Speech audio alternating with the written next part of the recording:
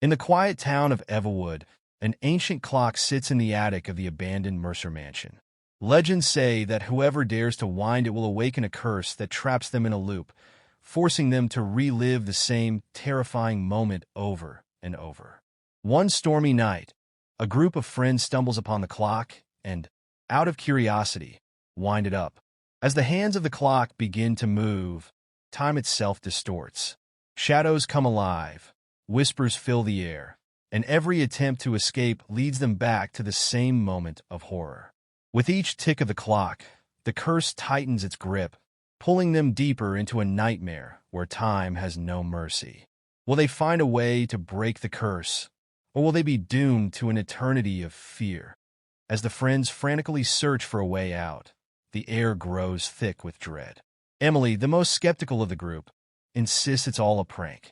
But when she reaches for the door, her hand passes through it, as if the wood were smoke.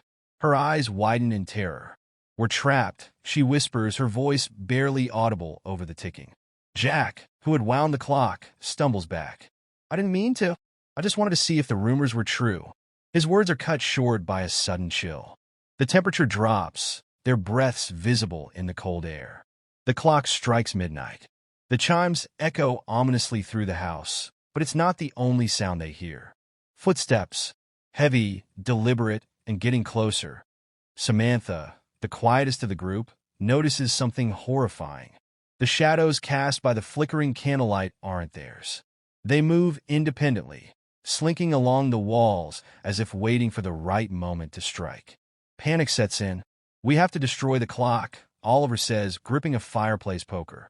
He rushes toward the ancient relic, raising the poker high. But before he can strike, the room shakes violently. The floor beneath him cracks open, revealing a dark abyss that seems to pulse with malevolence. "Stop!" A voice calls out from the shadows. It's old, weary, but commanding. A figure emerges from the darkness, a man dressed in clothes from another century, his eyes hollow. "You cannot break the clock," he says, his voice trembling with sorrow. "It's the only thing holding the curse at bay. If it stops, time itself will unravel." The friends exchange fearful glances. What could be worse than this nightmare? But they were about to find out. The man steps forward, raising a withered hand. "You've set things in motion that cannot be undone. Now, you must make a choice. Either you stop the clock and release what lies beyond, or you keep it ticking, forever trapped within its endless curse." Tick, tock. The clock looms in the corner, its hands slowly advancing toward one final, terrible moment. As the ancient man's words sink in, the friends stand paralyzed. The clock's relentless ticking fills the silence, its sound burrowing into their minds, making the decision feel impossible. Emily breaks the silence. "What do you mean? What lies beyond? What's worse than being trapped here?" The man's sunken eyes meet hers, filled with centuries of pain. "The curse is not meant to punish, it's meant to contain. Something was sealed away when this clock was created, something so vile it would consume all of time if released. You think you're trapped now, but if the clock stops, the past, present, and future will collapse into one, and what's waiting beyond will be unleashed." Jack, trembling, grips the sides of his head. "There has to be another way. We can't stay here forever." The man shakes his head slowly. "I've been here for over 200 years. I was the one who wounded the clock first, just like you. I've watched countless others come and go, some choosing to face what's beyond, others trapped in this endless loop. None survived either choice."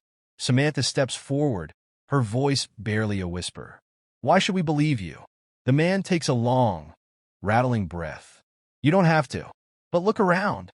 The shadows you see, they're remnants of the others who've made the wrong choice."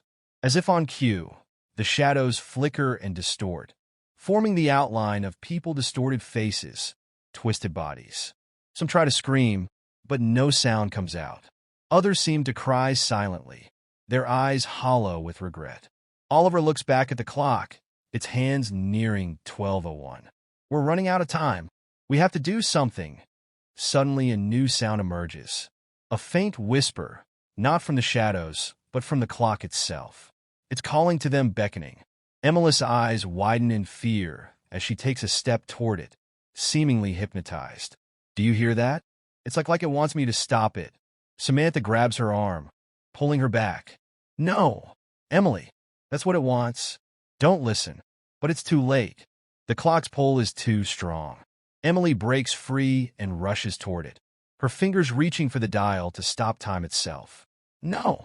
Jack screams, but before he can reach her, Emily turns the dial, and everything freezes.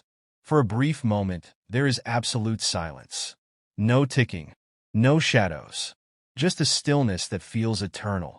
Then, the floor begins to crack open beneath the clock. From the darkness below, a deep, guttural growl emerges. The ground shakes violently as something massive and unseen begins to rise from the depths. The friends back away in terror as the air fills with the stench of decay. The ancient man falls to his knees, his face pale with horror. "You done it, you've set it free." A monstrous figure begins to emerge from the abyss, its form shifting between reality and nightmare. It's not of this world, its eyes glowing with an unnatural light. Time itself warps around it, twisting and distorting reality. With a single glance, the creature sweeps its gaze over the friends, and they feel time slipping away from them. Their pasts, their futures, they all start to unravel as the creature steps fully into the world. The clock now lies shattered, its pieces scattered on the ground. The curse is broken, but in its place, something far worse has been unleashed. As the creature takes its first step into the world, the friends realize the terrible truth: there is no escape now. Not from time, not from the nightmare, and not from the creature that rules them both. And with that, the clock strikes again, this time, not for them, but for the world.